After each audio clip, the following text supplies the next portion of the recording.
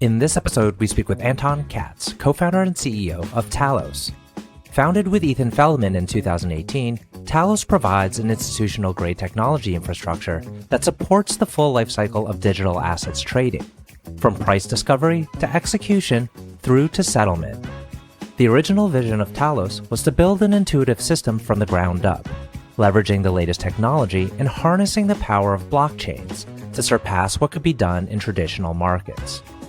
Before co-founding Talos, Anton was head of trading technology for AQR Capital Management. Before that, he was the director of software at Broadway Technology. I'm your host, RJ Lumba. We hope you enjoy the show. If you like the episode, click to follow. RJ Lumba is the executive chairman of Market Insight Media and the managing partner of GrowthCap. He is the host of Great Entrepreneurs, a podcast for driven entrepreneurs and business owners. Our podcast covers all topics related to the entrepreneurial journey, from ideation to execution to optimization and to reaping the rewards of a well-run business. In the minutes ahead, we'll share with you unique insights and tactics from some of today's most accomplished and inspiring entrepreneurs. Anton, thank you so much for taking the time to chat with us today. It's a delight to be with you. Thank you very much for having me. Really appreciate it. So we have an audience that is primarily comprised of entrepreneurs focused on different sectors. You operate in a sector that is not easily understood, I would say, for the broader population. How would you explain what Talos does and how it fits into the overall digital assets ecosystem? That's a great question, actually. And a lot of people find themselves trading in a small capacity or large capacity. What Talos provides is trading tools that allow, again, like the same level of trading, but for institutions. And so a quick example of that, we obviously focus on crypto, although the team behind Talos would build this a lot in traditional markets as well. We were one of the largest players there. Think about an individual that wants to buy a stock or wants to buy, let's say, Bitcoin, right? You and I can go on an exchange like a Coinbase, log in, buy Bitcoin, deposit some dollars and buy Bitcoin. Institutions try to do the same, but the scale is very, very different and the stakes are very different. So the tools that they need to do that have to be institutional tools. This is what we specialize in. We specialize in connecting institutions and allowing institutions through our platform to trade, to invest, to manage their portfolios, to clear, to settle, to accomplish all the operations that institutions do when they interact with this professional level of trading, which could mean things like connecting into multiple liquidity destinations. So they can't trade only on one exchange. They have to trade on as many as possible to make sure that they provide their customers with the best prices and the best opportunities. Also for resiliency and reliability perspective. They might have a use of algorithmic execution, which basically is something that sits in the middle, breaks the orders apart because they're not trading one Bitcoin. They might trade $1 billion in Bitcoin, right? That has all kinds of implications. We build a technology that allows these institutions to interact with the market, in a safe and a secure, in a more, institutional environment. So that's kind of like what we do. Excellent. And I think folks are generally familiar with names like Coinbase. Are there others out there that facilitate institutional transactions other than Talos? So generally there's definitely others, without a doubt, right? And there's a difference between, a Coinbase and a Talos. We actually work very closely with Coinbase. And Coinbase is an exchange, right? Coinbase is where people meet to actually trade. Somebody is going to be selling, somebody is going to be buying, right? Talos is the infrastructure for institutions. It's a technology platform that connects to all the underlying facilities to Coinbase and the like, right? So we have about 50 different exchanges or OTC desks or dealers, all the providers that actually provide liquidity to institutions. We connect to them and aggregate that kind of liquidity. So our clients actually have access to the majority of the liquidity, so the majority of the trading activity that exists globally. And that's kind of like what we do. We're a layer that's slightly set apart. In fact, if we're specifically talking about Coinbase, Coinbase is actually one of our investors. We work very, very closely with the underlying liquidity providers, exchanges, OTCs, dealers, and so on and so forth. Got it. Now, the elephant in the room, right, is that there's been some critical media around the space because of maybe a couple bad actors. How do you kind of manage that? Is it an issue having negative press out there about people in the space or about companies in the space? Yeah, I mean, look, we obviously focus on the institutional domain, and without a doubt, institutions, just like individuals, right, are sensitive to what's actually happening in the world. Institutions do view things from a lens of let's look at the actual data, what's happening underlying, right? The media could portray things in a certain way, and there's some things that are definitely right, and there's no question that there have been bad players in crypto, just like in many other industries. What we've seen over the past year and a half is we've seen quite a few of those bad actors leave the domain, and the domain become a lot more institutionalized, a lot more mature. And institutions know this. They're working with regulators, they're working with other firms. They obviously work with players like us to understand what is the institutional way to actually interact with it. So there's fundamental questions here, whether, in any new emerging domain, there will be people that try to take advantage of that growth, try to take advantage of the people that are coming in with a little bit less knowledge into the domain. That always happens with innovation, right? But the question is the underlying thesis correct? Is it there, right? Is there such thing as digital assets? Is there such thing as crypto as an asset class? And unequivocally, the answer to that has been yes, and the institutions have been following that globally, not just in the United States. And so bearing that in mind, there's absolutely quite a lot of movement forward, and the bad actors are leaving more and more, and some of them, have regulatory conversations, and some of them have been leaving because the businesses don't work anymore. But we're generally seeing just a better ecosystem evolve as a result in the past couple of years. And if we were to take a look at the volume of trading that's running through your company or your technology, is it concentrated in certain digital assets? Absolutely. So I would say globally, because we have quite a few different entities, we have quite a few clients globally, right? Globally, we trade a very large collection of assets, or rather our clients trade a large collection of assets. We are, really the technology in between. So we see the kind of instruments that go through, and you can probably say that there's around 1,500 separate instruments that are traded. If I had to characterize the actual activity, I would say the vast majority, especially for the largest institutions, is kind of like localized in maybe 10 different instruments. That's the vast majority of the activity, but there's a huge tail. And the reason is because when institutions come into the space and they trade, they have a different goal in mind, right? There are some that want to get exposure in some strategies, maybe quantitative strategies, that want to get exposure to these very large cap instruments like Bitcoin, like Ethereum, right? And they want to trade that. But there will be other institutions that are coming in with a completely separate investment thesis. And they might have a quantitative analysis that basically says like, this other coin that's right now not traded much is going to be trading a lot more, right?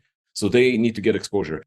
Our job is to provide services to all those institutions. So we facilitate trading across the board. Whatever needs clients might have, our job is to meet them. So that's why, we see a very long of those kind of instruments traded, but definitely the majority is concentrated in the main ones. Now, back to the macro picture, can you give us a sense for the size of the overall digital assets market and how you foresee it growing? Yeah, the market cap has been fluctuating quite aggressively, right? The market cap is effectively all the outstanding value in dollars of all the outstanding tokens. There is over $1 trillion, probably about slightly more or around half of what it was at its peak in the spring of 2022 or the winter of 2021. The size of the market is still considered relatively small with respect to traditional assets. And that's why many of us believe that there's quite a lot of potential there for growth. So for instance, to give you just a quick tidbit, it's unclear because there's a lot of bilateral trading going on in crypto. It's unclear exactly what the liquidity and what the volume are on a daily basis. But we estimate it to be around, somewhere between $50 and $100 billion on a daily basis, right? To contrast that with FX is generally around $6.6 trillion a day, right? So if you think about it, we're talking about orders of magnitude less than what a truly developed asset class is trading right now in dollar terms. Quite a lot of growth, and so if you truly believe in the viability of the asset class, you can see that we're participating at like a 1% degree. Like this is really still very, very early, and that's a lot of institutions consider it that way. So our view is that there's a lot of potential for it to grow, and we're hoping to provide our clients with the capabilities of growing with the asset class. One of our, say, an audience member who is an entrepreneur in a traditional industry is probably listening to this thinking like, oh, this Anton has a very technologically advanced background. Tell us about kind of how you got started. Obviously, you're from MIT, which is probably the best place to be from when you're going into tech. But yeah, tell us a little bit about your background. MIT is a phenomenal university. There's no question. I do think that it's down to the individuals and what they take out of it. MIT will definitely provide you with a framework, just like many other schools. We across Talos, we have very, very talented people that are a lot more talented than I am. my co-founder and our CTO, Ethan Feldman, who, like we've been doing this forever with, comes from Cornell, another terrific school, but we have folks from everywhere and able to deliver. My specific background, I did computer science at MIT with focus on cryptography for my final year there. And then I went to Microsoft. I worked as a technical product manager there for about a year, and then immediately left to work as an engineer on Wall Street at a company called Broadway Technology. That's actually where I met Ethan. That was my first brush with finance. I never thought I'm going to find myself in finance. So it was kind of like, I really liked the people. I really liked the team. And that kind of like, that continues happening throughout my professional career. I much more gravitate towards the team than something very, very specific. And so I met Ethan there. Broadway, we were very early at Broadway Technology. We were employees, I think 15, 14 there. Broadway grew to become one of the largest provider of trading technology to the sell side sector, meaning banks primarily and service providers across the world. From there, I went to AQR, which is one of the top quantitative asset managers in the world, one of the top hedge funds in the world. And I ran the trading technology division there. And it was during my time at AQR. So that's kind of like, my upbringing is somewhere between very deep engineering and technology, and then kind of like morphing into financial markets very early in my career. Since 2011, 2012, I kept looking at what's happening in crypto. Towards my second year already at AQR, I think I was kind of sold on the vision, because you started to see something that is being truly adopted in decentralized fashion across the world, which is Bitcoin, right? And it's a fascinating thing to see, because the minute you see this kind of mass of people that is engaged with something, people from all over with all kinds of backgrounds, but really able to organize themselves and run this decentralized system, that's when you're starting to feel like, oh, okay, look, that there's definitely something here. And the evolution of especially the trading of crypto and Bitcoin specifically back then reminded me a lot of the evolution of electronic trading in capital markets, specifically around FX in the equities world, which, like we participated in quite a lot. And so during my time at AQR is when I reached out to Ethan. By then, Ethan was the chief architect of Broadway Technology. So we were working for two different firms. And I reached out to Ethan. I'm like, listen, I think there's something serious here. It looks like another asset class. And in capital markets, nobody really thinks that there's ever going to be another asset class. It's not a thing that happens every day. So it was quite an interesting exercise to go through and figure out, is this real? Is this not real? Does it have legs? And we basically ultimately reached the conclusion that if we do believe that this is an evolution of another asset class, there is no such thing as another asset class evolving without institutions participating in that evolution. And we know really well how to build platforms for institutions. So we decided to, come together to build Talos and to be able to provide this, to start building towards a future where institutions are engaged with digital assets. And fast forward, today we're more than 5 years old in Talos, and the thesis has largely proven itself. And we're seeing more and more adoption every single month. Did you show signs of entrepreneurship either in your childhood or in early career, or was it really just this idea of a new asset class that compelled you to come together with Ethan and form a company? It's a good question. I think I always wanted to build something, and as an engineer, you have this mentality of putting things together. I've been a software engineer since I'm 10. Well, I wouldn't call it software engineer. I've been writing code since I'm 10, but I've been building things with my hands forever, and I've always been attracted to that. When I was applying to MIT, actually, part of my application, I wrote about something that I really want to build and wanted to start a company around it. So I think in part it was always there.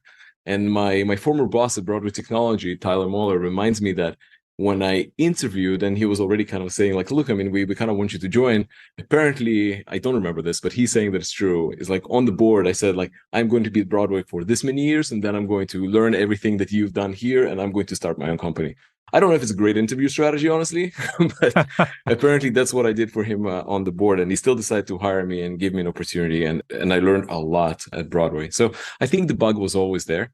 And I definitely talked about it for a while. But, it's not an easy decision to take to start a company. It's not one that I took lightly. And, I've quite a lot of years of experience before I decided to actually start a company. I'm really curious about the interplay between the university someone decides to attend and the influence that university can have on their career path going forward.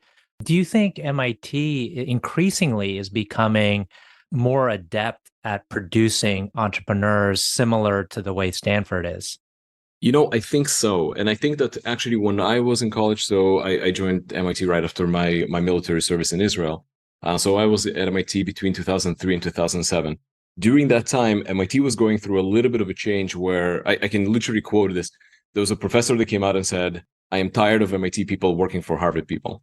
We all of a sudden had a couple of these classes that focused on how to think about presentations, how to talk to investors, even if you were talking. Years before that, there wasn't that much of an emphasis at MIT on that. And I think MIT was going through its transformation. They were like, we actually should encourage students to start to not be afraid, to not be just the building the technology, but actually thinking about building a company and not being afraid to do that and having the right tools to do that. So I think I kind of witnessed the beginning of that at MIT, and MIT is a lot more supportive of those kind of initiatives today, without a doubt. So yes, I think it's very, very conscious on MIT's side to go and promote that, just like some of the colleges on the West Coast have been doing for quite some time. What's the hardest thing that you've encountered as an entrepreneur that perhaps you didn't anticipate? It's a hard question. I generally think that I've been very, very lucky with the level of support that I've received. And in part, it's again, like it's a little bit by design. I have a phenomenal co-founder. We don't agree on everything, but we do tend to complete each other to some extent in terms of our capabilities. And we have a phenomenal team at Talos, right? And it's been so hard to find the right people and to attract the right people and to build the right team here. I think some of the hardest things that happened during that entire, like if we focus on the Talos career, is thinking about how to operate a company in a down market. Actually, I can be very, very specific. The thing that I hate the most is that there are times where you're doing everything almost perfect. The operations of the company is great. The product has a product market fit. Everything is happening. You're signing contracts.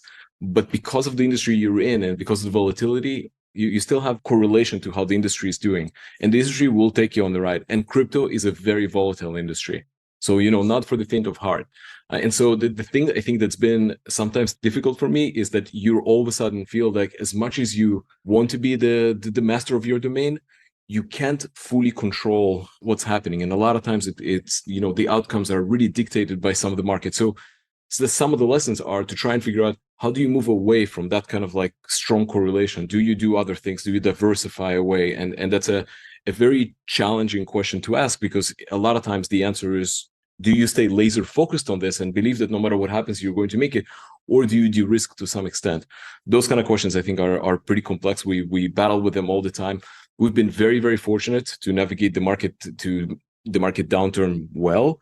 We've been very capitalized. We have a great product. We have grown during this time, but not without its challenge and its difficulties. That's definitely, I think, that notion of you all of a sudden don't have as much control as you'd like to believe you have, I think is a difficult thing to come to terms with. Looking back at that time, the down market, do you feel like if you had a different perspective on it, you would have handled it differently? Or do you look back and say like, oh, we actually handled that quite well? I would say we handled it okay.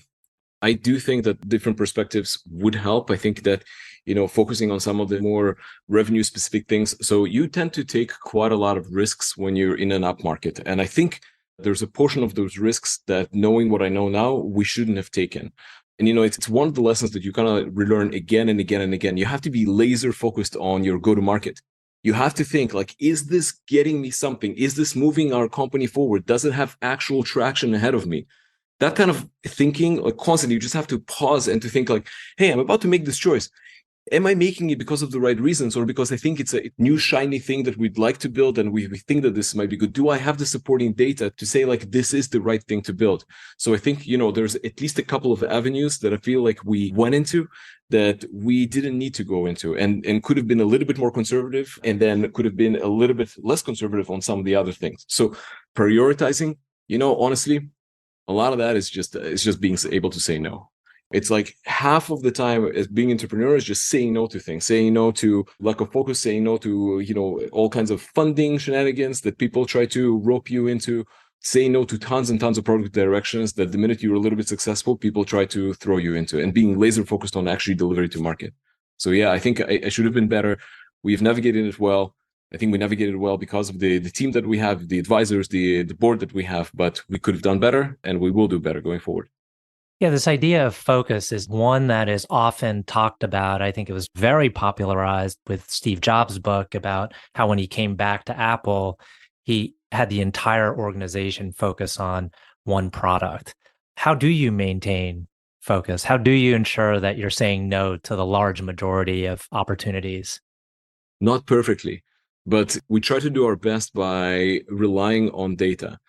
The machinery and the apparatus that we've built so far, the interaction that we have between our business development teams and our sales teams, and going back to account management teams, gives us a pretty good idea of what's actually going on in the market, where things are headed to in the market, and what true traction will we get in the market when we're going into specific directions.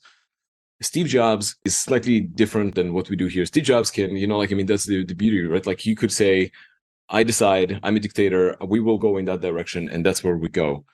We try to be, especially in our industry, we're not in retail, we don't have a single product here. We actually try to provide a one-stop shop for institutions to interact with digital assets, which basically means that you have infinite verticals that you can build, because an institutional life cycle is a long life cycle. So there's quite a lot of products that you can say, like, we can focus here, we can focus there, we can focus there. Where you're going is a question of what is your go-to-market strategy? What do you think the traction is going to be in the market? Are we going to be able to be competitive on pricing? Are we going to deliver a differentiated value to our customers? So it's a lot of grind. It's a tough process. It's trying to keep the deciding room small while getting as much information as you can, right? You can't decide these kind of things with 10 people. It has to be a lot smaller, but you're trying to get all the information you can to make the right decision. So that's how we go about this kind of stuff. So not perfect, but we're getting better and better at it. Yeah, speaking to the fact that data is never 100% perfect, you will never have all the information. How often do you rely on gut, or do you pay attention to gut? Yeah, whether you want it or not, it's there, right? Like you have an intuition, and why we've been able to grow Talos as well is because we do have an intuition about the market. We are seeing an evolution of a brand new asset class that has a lot of interesting and new things about it, but a lot of the lessons that we learned in capital markets apply here. How you manage the technology, what kind of tools you build for the same institutions that are coming from traditional markets into crypto. There's a lot of intuition, a lot of gut about that. But what you're trying to do, you're now trying to augment that, because you can have a very deceiving gut feeling. Somebody once told me it's like history, doesn't repeat itself, but it rhymes.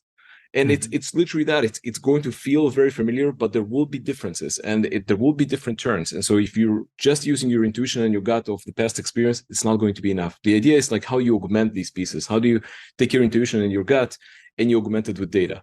And if you don't have the intuition, you don't have the gut for it, like, you're probably not in the right space. I think that you need to be able to develop that kind of intuition. And that's what we demand from pretty much everybody on the manager level. They need to have intuition around like where we should be going, how we should be thinking about certain problems. What's the best advice you've ever been given within the context of business? So I think when we were first starting Talos, I think if the audience that's listening to this is going to take like a couple of things from this, that notion of focus is a very, very big thing, right? When we were starting Talos, we weren't sure whether we were going to take capital or we're going to do it ourselves. And we all of a sudden got an offer on the table from a VC fund that says like, hey, because we've been chatting with a couple of people, they said like, hey, we heard about this. We really like what you guys are doing. We like your experience. We think you're going to be successful. Here, take some money and go do this. And we spent weeks, because we never taken money before. We spent weeks trying to discuss, is this the right amount? What is going to be the dilution? Should we look for a higher valuation? Such a huge distraction, completely irrelevant, would have made a difference of 0.5%. Nothing here matters. 0.5% of a zero is zero every single time. So that notion of a focus, disconnecting from the things that don't matter, the things that you shouldn't hyper optimize, and focusing on the things that you actually should give all your attention to, the product, the technology, the team. I think that that's the best advice. And the advice came actually from somebody who's now an advisor at Talos. He came and he said like, dude, just take the money and build a company. And we're like, yeah, that's right. He's absolutely right. This is exactly what we should do. And we literally signed it the next day, and we never looked back. We're coming up on the tail end of our conversation. I have two final questions. One is, can you tell us about a person who has had a profound influence on you? Oh man, there's tons of people that have profound influence on me. I don't want to sound cliche, but like, I am very, very lucky to have the network of support that I have. And through my life, it starts obviously at the family level. I have very supportive parents who are very hardworking people, and the wider family. And my sister was being just a huge source of inspiration. She's a doctor at CHOP right now, and she's focused on autism and then done so much for the community around her. It's truly inspiring, right?